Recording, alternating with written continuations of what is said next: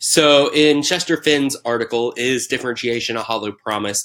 I really liked the portion where he discussed why would you go to a general practitioner doctor when you can go to a specialist?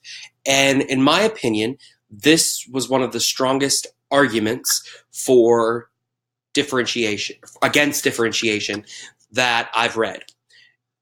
In his article, he discussed many different things, including the following. So first off, he said that differentiation is one of the least researched educational pedagogies in terms of implementation and effectiveness. And I feel that that matches much with the previous article that we read that said that there was no evidence. If there is evidence, it hasn't been empirically researched and is not well cited or well known. Next, he talked about how differentiation is an excuse for schools not to provide special programs, gifted teachers, or even gifted classrooms. And he focused on this specifically with his analogy that I presented at the beginning of the slide. And I will say that, in my opinion, has been the strongest argument against differentiation that I've heard.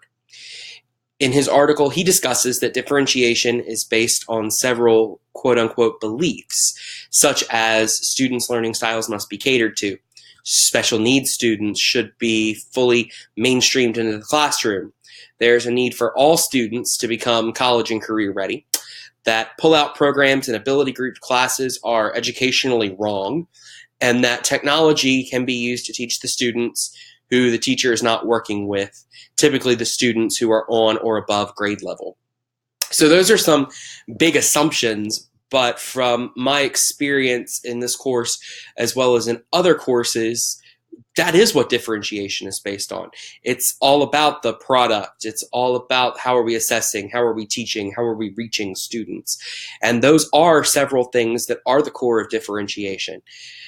He also talked about how with differentiation, teachers are expected to individualize each lesson, which takes a tremendous amount of effort. I think that the word individualized is often used when discussing differentiation, whether or not it be the correct term. He also discussed how differentiation turns classrooms into ability grouped classrooms, or classrooms where the teacher is teaching to the middle 60%. And in my opinion, if that's happening, correct me if I'm wrong, but that's not differentiation. And finally, he said that public policy only focuses on lower achieving students, which is true. There is less public policy and less drive for helping higher achieving students achieve more than there is helping lower achieving students be successful. Overall, I found his article very interesting, and it really made me think about my stance on differentiation in a way that I hadn't thought of before.